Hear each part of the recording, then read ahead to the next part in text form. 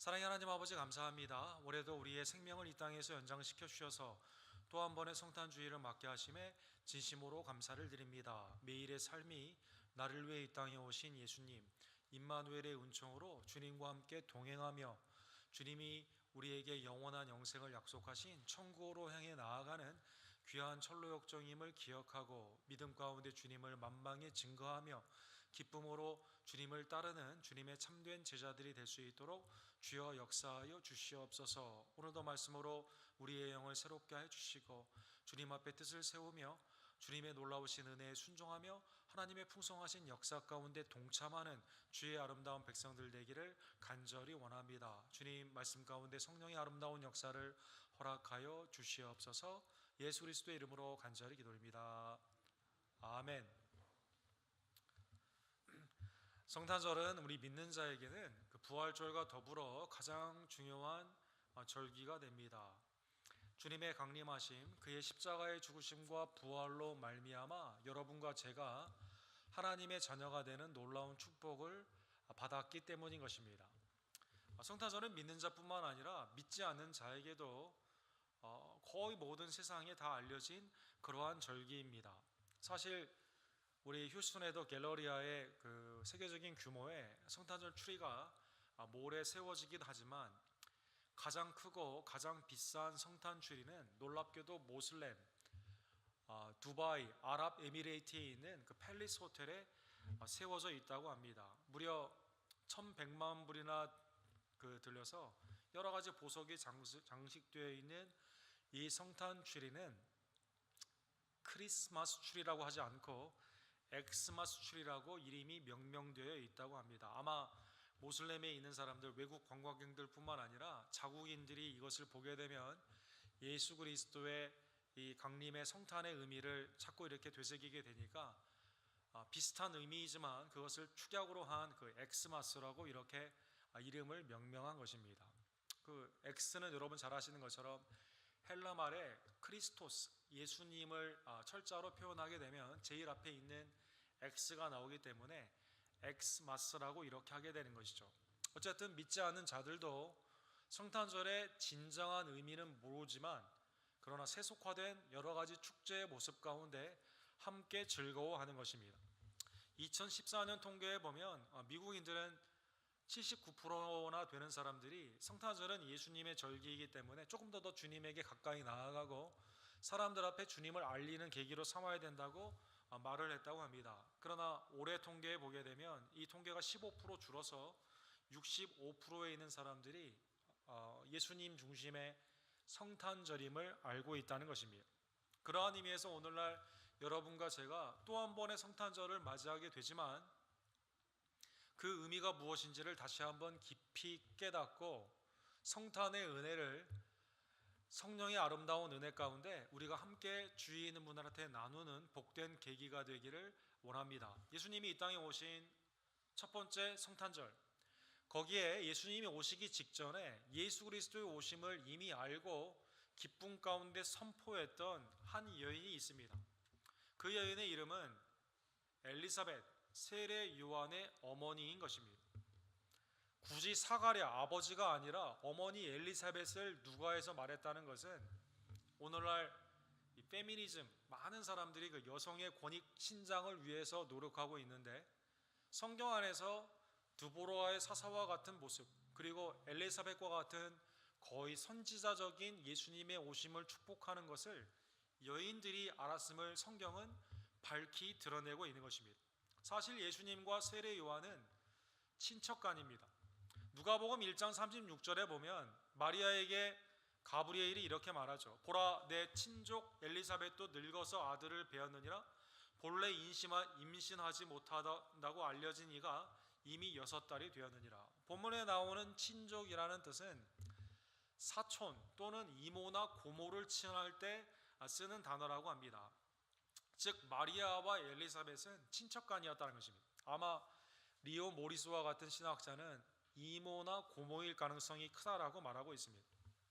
오늘 보면 13절에 보면 사실 세례 요한의 이 땅에 오는 것도 기적적으로 오게 되었죠. 노산 이 사가랴와 엘리사벳이 나이가 많이 있어서 아이를 낳지 못하게 되었지만 하나님께서 말라기의 선지자를 통해 오시는 예수 그리스도를 예비하는 엘리야와 같은 영을 받은 그 성령의 충만함 가운데 나온 아이가 세례 요한이기 때문인 것입니다. 사가랴여 무서워하지 말라. 너의 간구함이 들린지라. 내 아내 엘리사벳이 내게 아들을 낳아 주리니 그 이름을 요한이라 하라. 천사를 통해 사가랴와 엘리사벳이 이제 그 세례 요한의 탄생을 받았던 것처럼 예수 그리스도의 탄생하심도 남자를 알지 못하는 마리아 그리고 요셉, 정혼한 요셉에게 하나님의 전적인 그 계시로 말미암아 수태가 예고된 것입니다. 그래서 오늘 누가복음에 보면 가브리엘이 요셉과 그리고 마리아에게 이렇게 수태 예고를 합니다. 보라, 내가 잉태하여 아들을 낳으리니 그 이름을 예수라 하라. 하나님의 전적인 놀라운 능력, 신성의 능력으로 남자를 알지 못하는 마리아가 임신을 하게 된 것입니다. 그리고 이 아이는 단순한 아이가 아니라 하나님의 놀라우신 구원의 역사를 위해 이 땅에 오시는 성자 예수 그리스도인 것입니다. 그가 큰 자가 되고 지극히 높으신 이의 아들이라 일컬을 것이요 주 하나님께서 그 조상 다윗의 왕위를 그에게 주시리니 영원히 야곱의 집을 왕으로 다스릴 것이며 그 나라는 무궁하리라. 이 세상에 영원한 나라가 어디 있습니까? 세계의 패권은 100년마다 이렇게 바뀐다고 하지 않습니까? 그래서 지금 미국이 지금 패권을 잡은 지 약 100년이 되었는데 앞으로 미국의 100년이 어떻게 되는가 여러 가지 요즘 그 스터디들도 나오고 우려도 많이 있는 것처럼, 그러나 이 아들을 통해 주시는 나라는요 영원한 나라이다라는 것입니다. 지극히 높으신 이의 아들 성자 예수 그리스도가 남자를 알지 못하는 마리아를 통해 성령으로 잉태함을 받게 된 것입니다. 사실 성육신은 오늘날 믿는 자에게도 구체적으로 이해는 되지 않습니다. 그러나 우리는 다만 성경에 나와 있기 때문에 설명을 구체적으로 할 수는 없다 하더라도 하나님의 구원사 가운데 믿음으로 고백하는 놀라운 신비의 진리가 되는 것입니다.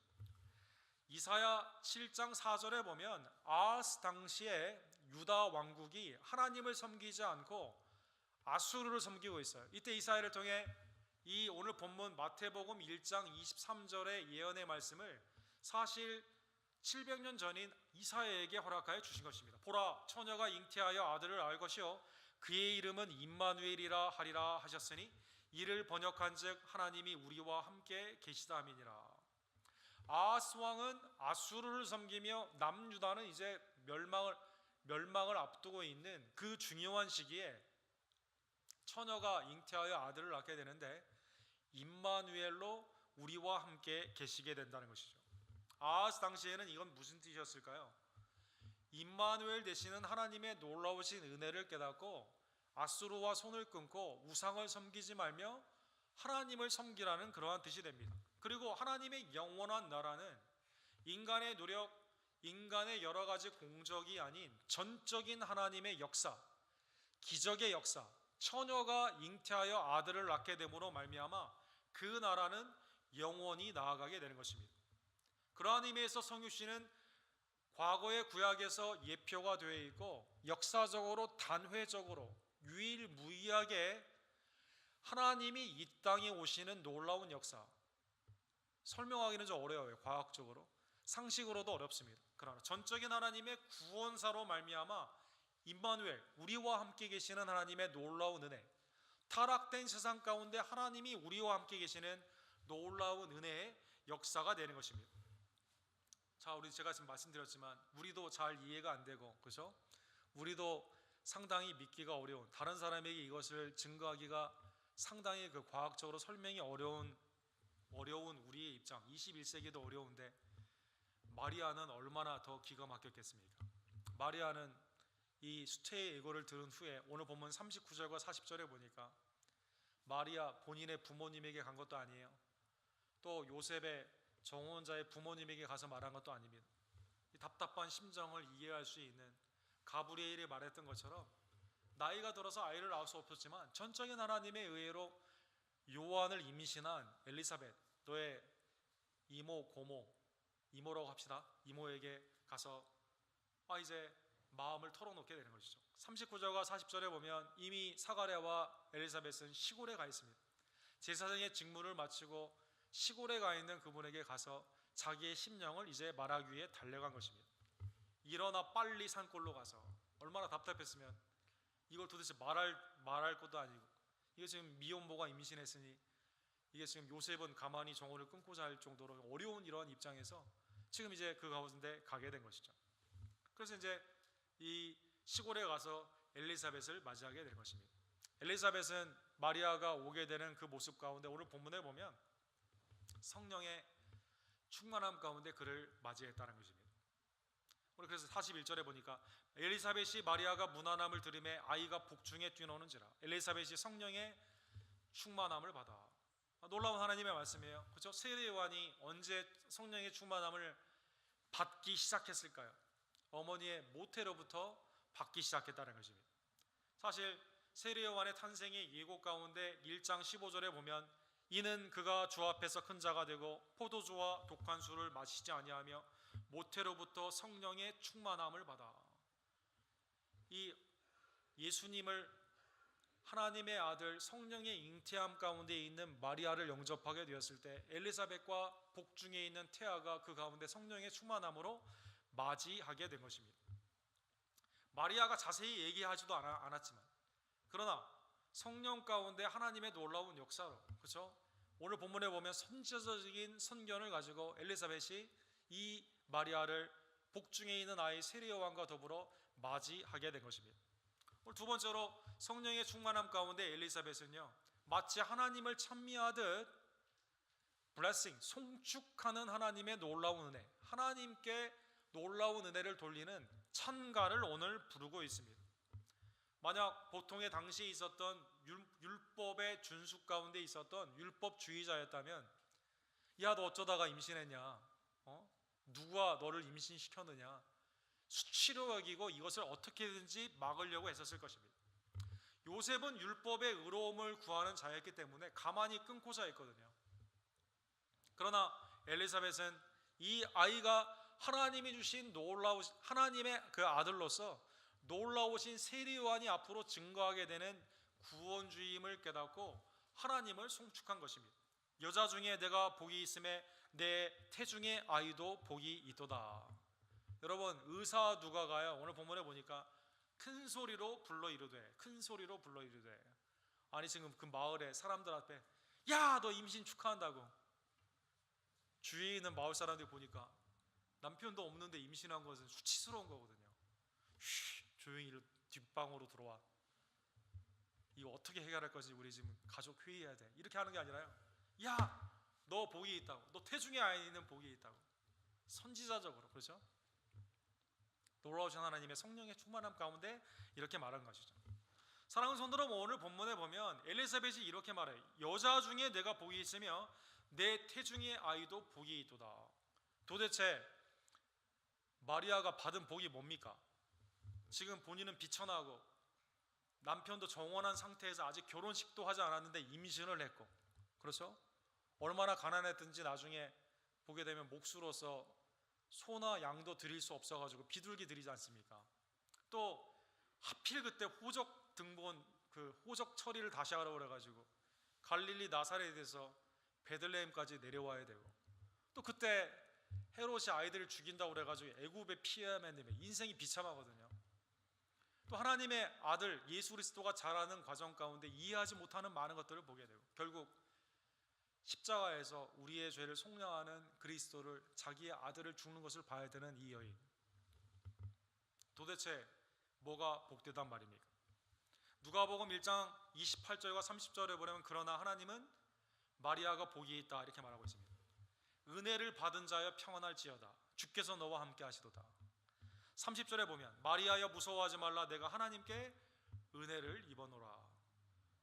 세상적으로 보면 무슨 은혜를 입었단 말입니까? 세상적으로 보면 이 일이 무슨 기뻐할 만한 일이란 말입니까? 크리스천리티 투데이의 오랫동안 편집장을 지냈던 필립 얀스라는 분이 계십니다. 이분이 쓰신 책 중에 What's so amazing about grace? 도대체 놀라우신 하나님의 이 은혜라고 말하는 뭐가 그렇게 그 은혜가 놀랍단 말이냐. 이 책에 있는데 마리아가 오늘 본문에 마리아가 받은 복이 도대체 뭐란 말인가. 예수님을 믿는 여러분과 제가 받은 복이 도대체 뭔가, 왜 이게 이메이징한 그레이스인가. 성경은 뭐라고 말합니까? 마리아는 예수님을 성령의 잉태함 가운데 세상적인 기준의 가치가 높아지는 것이 아니라 예수님을 받았기 때문에 그가 복이 있다라고 말하는 것입니다. 오늘날 성도들에게 받은 복은 무엇입니까? 세상의 기준과 가치 가운데 여러분과 제가 저 은혜 받았어요, 은혜가 충만해요 할 때 사람들이 도대체 사업이 잘 된 것도 아니고 자녀가 세상적으로 너 크게 뭐 명예를 얻은 것도 아니고 소위 말하는 세상의 정욕 가운데 인생에 자랑할 만한 것도 하나도 없는데 여러분과 제가 은혜를 받았어요 말하는 게 그 핵심이 뭐냐 이겁니다. 그것은 성육신하신 예수 그리스도, 우리의 구원주 예수 그리스도를 여러분과 제가 받았기 때문이다라는 것입니다. 사랑하는 성도 여러분, 신학자인 스티브 맥베이라는 분이 쓰신 52 lies heard in church every Sunday. 왜 52인지 아시겠죠? 주일이 52주잖아요. 교회에 올 때마다 우리가 거짓말을 듣는다는 것입니다. 일단 강단이 하나님의 말씀을 왜곡하는 경우가 많이 있고, 또 파퓰러 디알로지라고 해서 우리가 세상 가운데 수없이 들었던 많은 것들을 교회에서 나누기 때문에 교회 안에 진리로 충만해야 되는데 교회에서 오히려 거짓말을 듣는 계기가 된다는 것입니다. 루머를 막 듣는. 대표적인 거짓말이, 성경은 예수 그리스도가 구원으로 충분하다고 말하는데 우리는 예수님으로 충분하지 않다라고 말한다는 것이죠. 주님은 오직 믿음으로 구원을 받는다고 그러는데 우리는 오직 믿음으로 안 된다고 말합니다. 주님은 어떠한 경우에도 실망하지 말고 낙심하지 말고 주님 앞에 간청하며 기도하라고 하는데 우리는 기도로 안 되는 게 많다라고 말한다는 것입니다. 주님은 천국의 가정으로 여러분과 저를 하나로 주님의 보혈 안에서 천국 가정을 맡겨주셨는데 결국 나는 혼자다 라고 거짓말을 우리는 듣는다는 것입니다. 또 어떤 사람은요, 죄 가운데 계속 있음에도 불구하고 그래도 나는 구원받았다라고 착각하며 교회의 문화 가운데 구원을 확신한다는 것입니다. 또 믿는 자가 이미 받은 은혜를 잘 모르고요, 교회의 헌신, 주님의 나라 가운데 나아가는 기회가 있을 때 핑계로 은혜를 댄다는 것입니다. 내 은혜 받으면 하겠다고. 새해에는 이런 일을 좀 해주셨으면 좋겠다고. 그러면 은혜 받았으면 하겠다고.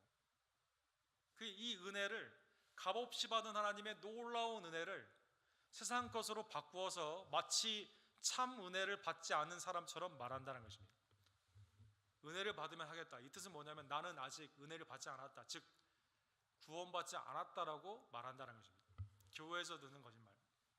도대체 우리가 받은 은혜, 그게 뭐가 놀랍고 뭐가 확실하냐. 성경은 여러분과 제가 그리스도를 통해 주시는 은혜를 받았고 그것이 가장 귀하고 그것으로 말미암아 충분하다라는 것입니다.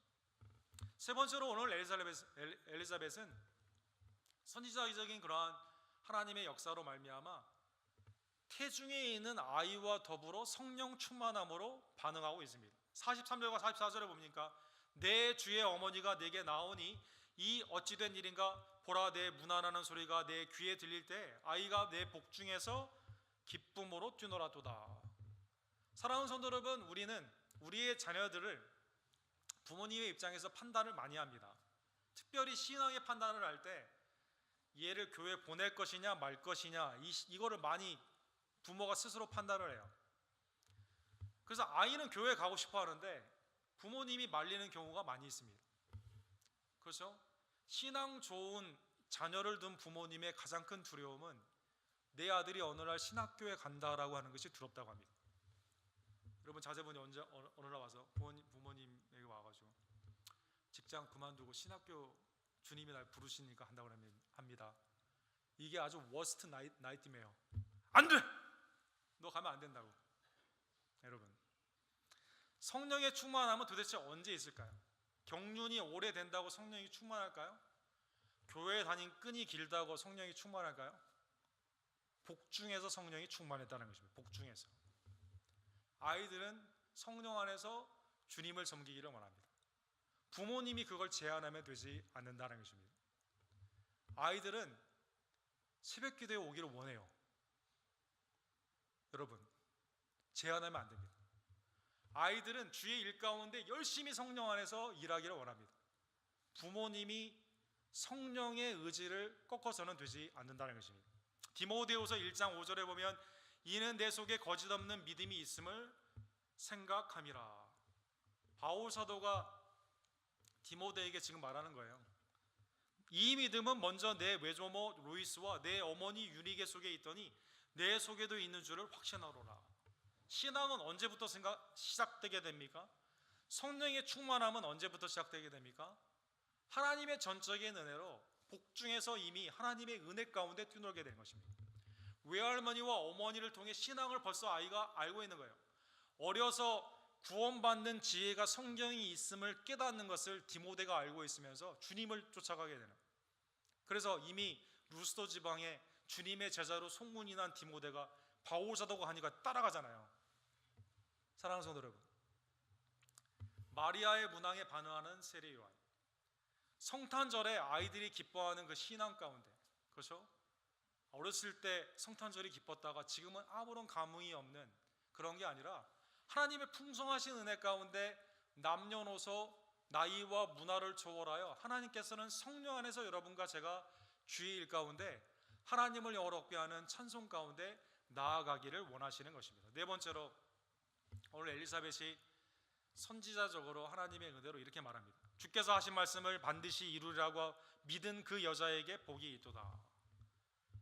놀라운 말씀이에요. 사실 이 말씀은 가브리엘을 통해 마리아가 수태 예고를 들었을 때 반응한 말이거든요.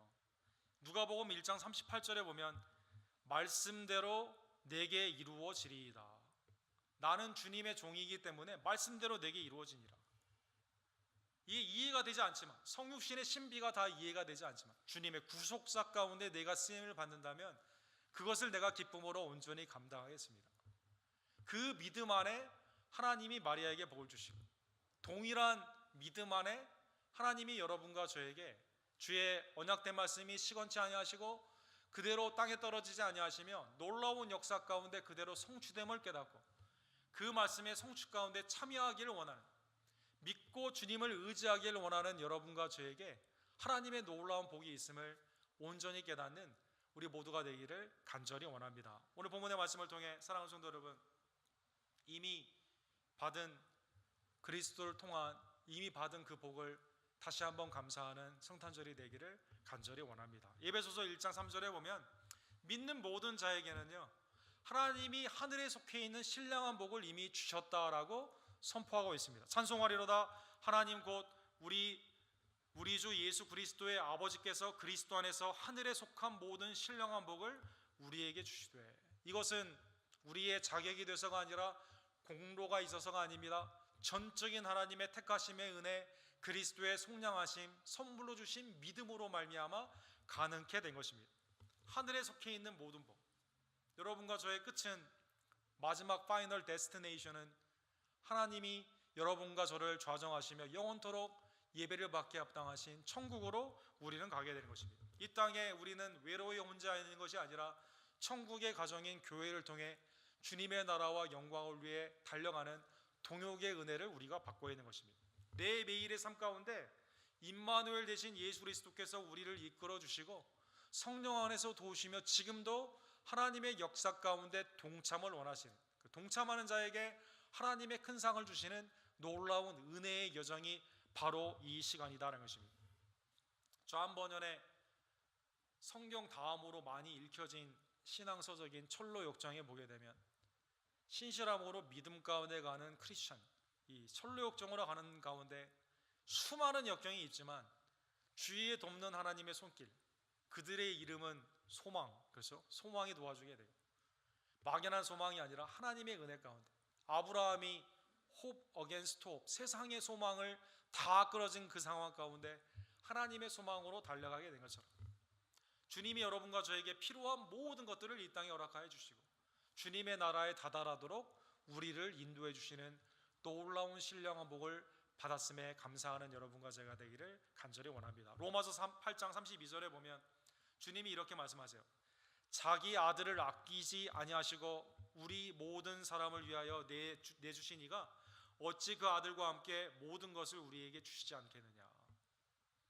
예수님이 우리에게 있기 때문에 내 정욕의 것들도 주신다 이 뜻이 아니라 주님의 장성한 분량에 이르도록 아들 믿음 가운데 구원의 은총을 주신 이가 그리스도를 따라 쫓아가는데 합하여 선을 이루는 하나님의 여정 가운데 필요한 모든 것을 신앙 가운데 다 허락하여 주신다는 것입니다.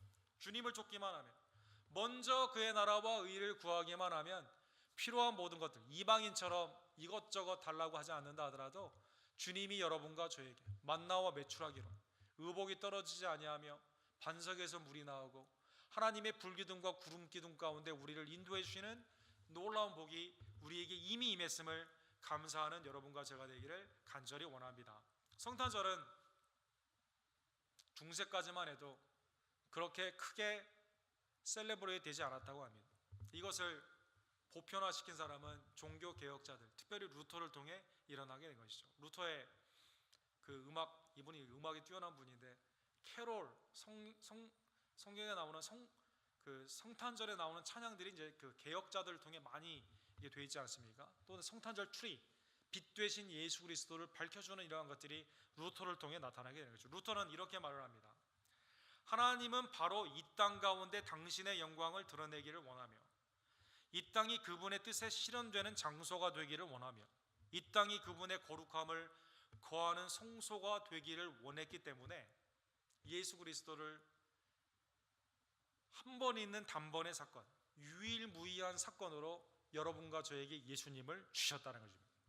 그러기에 여러분과 제가 하나님의 영광, 하나님의 나라, 하나님의 거룩, 거기에 참여하게 되는 놀라운 은혜를 받았기에 이 성육신의 은혜를 기뻐하며 성탄절에 이것을 증거하는 하나님의 성도가 되게 된 것입니다. 미국의 가장 암울한 역사는 흑인을 노예로 삼았던 그 시간이 이제 미국의 암울한 역사로 기억이 되죠. 지금도 이게 풀려지지 않아서 많은 인종 간의 갈등이 있지 않습니까? 아프리카의 서쪽에 그 골든 코스트, 황금 해변 쪽에 특별히 그쪽에 있는 나라들이 비옥한 땅 가운데 서방에 이제 패권 외교를 하는 포함선들이 오게 되니까 기뻐가지고요, 음식, 과일을 막 주기 위해서 막 달려가서 맞이하기 위해 달려갔는데 오는 그 아프리카 원주민들을 향해서 이제 그 사람은 나에게 밥을 갖다 주러 오는데 그 사람을 총을 쏴가지고 죽이는 그 암울한 역사를 통해 노예들을, 여자들은 성적으로 학대하고 노인과 아이들은 많이 죽이고 남자들을 끌어다가 이제 미국의 노예 역사로 하게 되는 인류의 인권 유린의 가장 큰 흠이 있는 역사가 이제 미국의 역사가 되죠. 근데 이제 처음에 남부에 있는 교회들 크리스마스 때 본인들은 예배를 드리지만 흑인들에게 언어를 가르치지 않고 예배, 말씀을 가르치지 않아가지고 그냥 너희는 그냥 여기 있으라 오두막 같은 데 이렇게 있다가 거기에서 하나님의 은혜 가운데 교회가 시작되는 그 역사. 그 사바나 조지아에 가게 되면 1788년도에 첫 번째 이제 교회가 생겨지게 되면서 거기에서 이제 예배를 흑인들이 드리기 시작했다고 합니다. 노예 때 드리기 시작했다고 합니다. 이분들은 이제 우리 지금 쓰는 찬송가는 다 사성부잖아요. 소프라노, 테너, 알토, 하나는 뭐죠? 네, 베이스, 이렇게 4개로 되어 있는데 이거 뭐 가르쳐 주지 않으니까 그냥 이분들이 옛날에 아프리카에서 불렀던 거기 곡조에 하나님의 말씀을 붙이게 되는데 그 중에 있었던 소위 말하는 흑인 영가의 대표적인 것이 Give me Jesus. 그렇죠? 내가 아침에 일어나고 저녁에 잘 때, 내가 이 땅에서 행복할 때, 그리고 이 땅에서 죽을 때 나에게 예수님만 달라. 유명한 찬양이 이제 이때 작곡이 되고 이것이 천국을 향해 나아가는 그 노래 가운데 대표적인 노래가 되었다고 합니다. 수많은 육체의 괴로움, 삶 가운데 자유가 없는 어려움 가운데서도 예수 그리스도를 붙잡는 이 흑인의 영성이 이 가운데 나오게 되고 이로 말미암아 오늘날 인종 간에는 가장 많은 크리스천 비율이 높고 그리고 어찌됐든 간에 하나님을 믿는 온전한 성도 가운데 나아가는 큰 영향력이 있는 그러한 시작이 이 노예에 있는 이 기간 동안에 그러나 예수 그리스도를 달라고 하는 그 신앙 가운데 생긴 이 역사를 우리가 바라보고 있는 것입니다. 성탄절은 여러분과 저에게 비천한 여인 마리아를 통해 독생자 예수 그리스도가 오심으로 말미암아 여러분과 저에게 구원의 길이 열리는 놀라운 사건의 기간이 됩니다. 이것을 알지 못하고 세상적으로 오슬림들처럼 이름을 바꿔가며 아무리 한다 하더라도 주님이 이 땅에 오지 않았다면 우리 모두에게도 구원이 없음을 다시 한번 깨달으며 이 성탄절에 다른 어떤 것을 구하는 것이 아니라 예수님을 우리에게 주시는 것을 감사하며 주님을 증거하는 여러분과 제가 되기를 간절히 원합니다. 기도합시다. 사랑의 하나님 아버지 감사합니다. 하나님 올해도 영염없이 우리의 인생을 연장시켜 주셔서 성탄절을 맞이하게 하심에 감사를 드립니다. 이것이 너무 당연히 여기는 우리의 심령 가운데 혹시 신앙의 매너리즘이 우리에게 있지는 않은지요. 예수님을 맞이하게 되었을 때 뛰놀았던 복중에서 뛰놀았던 세례 요한처럼 성령의 충만함이 우리 가운데 넘치기를 간절히 원하며 우리에게 받은 가장 큰 복은 그리스도로 말미암아 하늘에 속해 있는 신령한 복임을 다시 한번 깨닫고 이미 받은 복을 세워보며 주님 앞에 이 영광의 구속의 역사에 참여하는 하나님의 백성들이 될 수 있도록 주여 역사하여 주시옵소서. 하나님 아직도 예수 그리스도의 강림을 깨닫지 못하는 수많은 사람들이 있는 이 세상 가운데 괴로움과 외로움, 슬픔 가운데 있는 이 세상에 오직 유일한 소망은 예수 그리스도밖에 없음을 다시 한번 깨달으며 주님을 함께 나누는 하나님의 백성들 되기를 간절히 원합니다. 하나님께는 지극히 크신 영광과 우리에게는 가장 큰 평강으로 이 성탄절에 크신 은혜를 더하여 주시옵소서. 예수 그리스도의 이름으로 간절히 기도합니다.